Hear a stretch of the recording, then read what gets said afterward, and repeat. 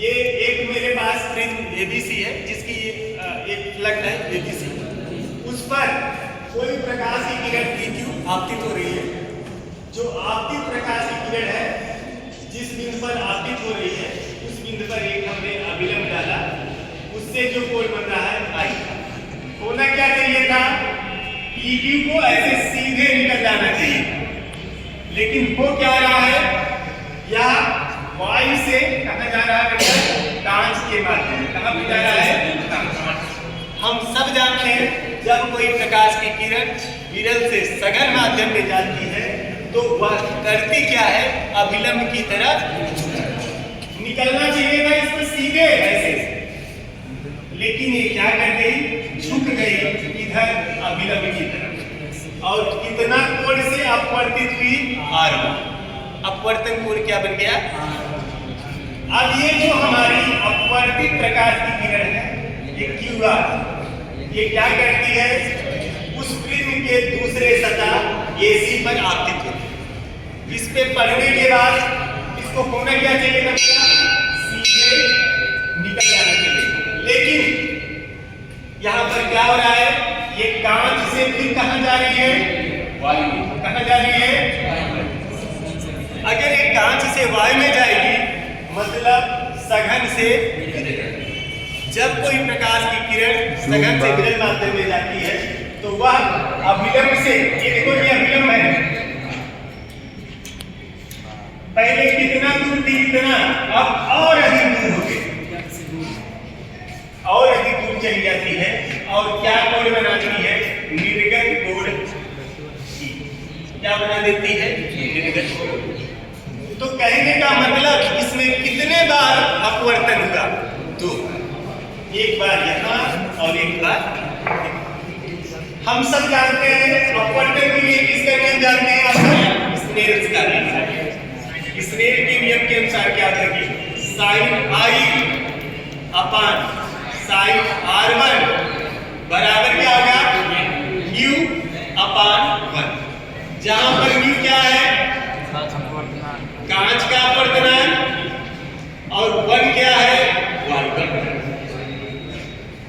चूंकि ये जो आपतन कोण है बहुत कम है, इसलिए साइन I की जगह पर हम क्या लिख सकते हैं, I। तो ये क्या हो जाएगा, I बटा R1 बराबर न्यू, या I बराबर क्या हो जाएगा, न्यू गुणे R1। ये हमारा समीकरण नंबर। अब हम द्वितीयक अपवर्तन से देखते हैं क्या हो रहा है। अब यहाँ पर आपतन कोण की व्यवहार कैसे करेगा, R2 क्या है, आपतन कोण, यस, और E क्या बन जाता है, अपवर्तन, यस।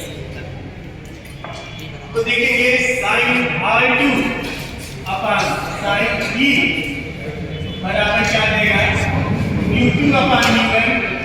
न्यू2 क्या है, Y है, और न्यू1 क्या है, कांच।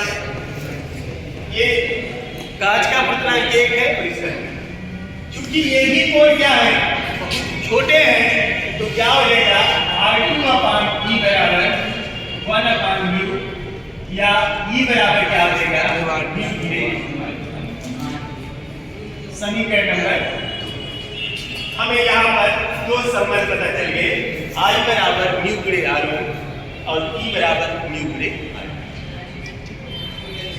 और अब हम देखते हैं ये यहाँ पर हमारे पास, अगर इस चित्र से देखें ये कोण क्या है, I, ये भी कोण क्या होगा, शीर्षाभिमुख कोण से, और ये जो बीच वाला कोण क्या हो जाएगा, I माइनस R, और ये वाला भी बीच वाला कोण क्या हो जाएगा, E माइनस R। तो हमारा विचलन कोण बराबर क्या है, विचलन कोण क्या होता है, किसी त्रिभुज का बहिष्कोण उसके शेष दो अंतःकोणों के योग के फल के बराबर। अर्थात डेल बराबर क्या हो जाएगा, डेल बराबर हो जाएगा I minus R1 plus E minus R, अथवा I plus E minus R1 plus R equal to, yes, बोलिए। और और हम एक और संबंध ले रहे हैं, एक और संबंध ले रहे हैं। और आप सबको पता होगा दो अभिलंब जहां पर एक दूसरे से मिलते हैं तो भी क्या बनाते हैं, नब्बे। अभिलंब भी एक दूसरे से कितना डिग्री का कोण बनाते हैं। तो देखें, कोण R1 प्लस कोण R2 प्लस कोण M बराबर क्या है, 180 डिग्री। और हम एक त्रिभुज ले रहे हैं, सॉरी एक समांतर त्रिभुज ले रहे हैं, AQMR। यहां पर क्या होगा, कोण A और प्लस ये कोण क्या है, प्लस कोण M प्लस 90 डिग्री बराबर 360। ये वाला तीसरा समीकरण है और ये चौथा हो गया और ये देखिए एक हमने त्रिभुज लिया, त्रिभुज क्या है, QMR। कोण R1 कोण R2 प्लस कोण M बराबर 180 डिग्री। फिर एक समांतर त्रिभुज ले रहे हैं, AQMR। कोण A और प्लस ये एक कोण बन रहा है ना भैया, 90 डिग्री प्लस ये वाला कोण 90 डिग्री प्लस M बराबर 360।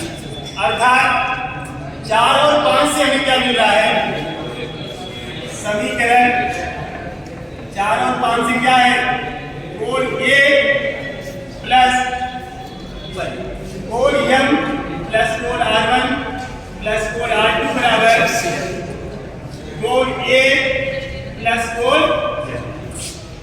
M से कैंसिल हो जाता है और एक हमें बहुत महत्वपूर्ण संबंध पता चल जाता है, कोण A बराबर कोण R1 प्लस कोण R2। ये छठा समीकरण हो गया। अब एक संबंध मिल गया, ये बराबर कोण R1 प्लस कोण R2।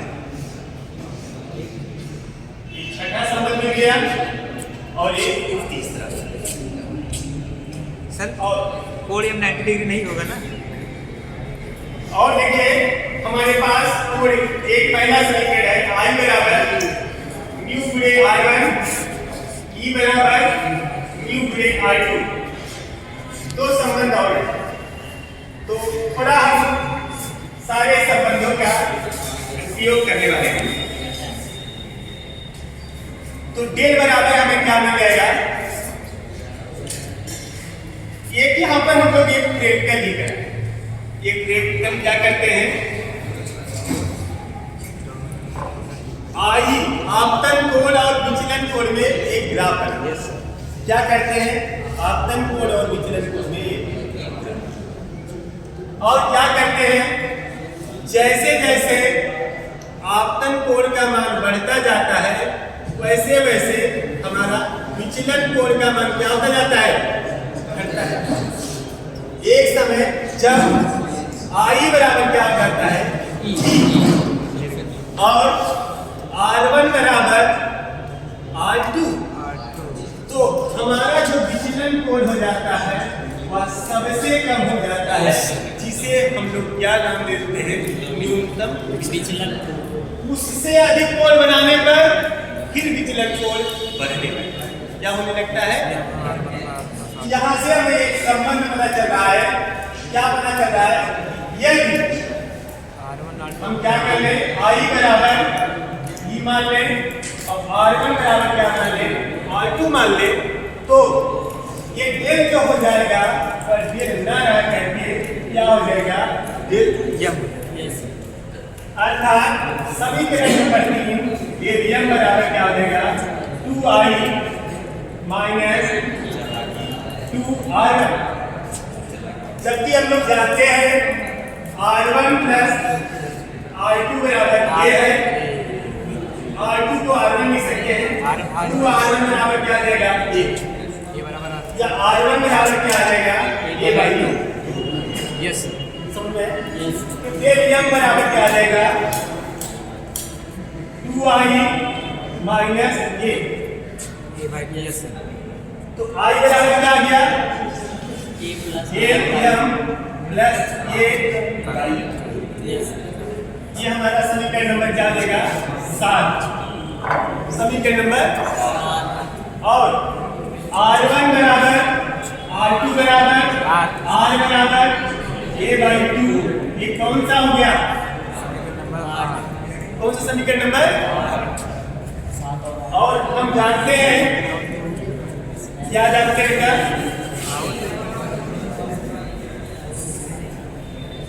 अब स्क्वायर के ये लिए करने में क्या होता है उसी पे रख देंगे आ जाएगा। sin i upon sin r yes sir बराबर म्यू म्यू। तो यहाँ पर आई का मान हमने क्या रख दिया टेल एम प्लस a प्लस एलियम बाई 2 और sin r की जगह पर क्या रख दिया a बाई 2 और क्या गया यही आपका वांछित डेरिवेटिव। इसमें अगर किसी को कोई आपत्ति हो Cut differ?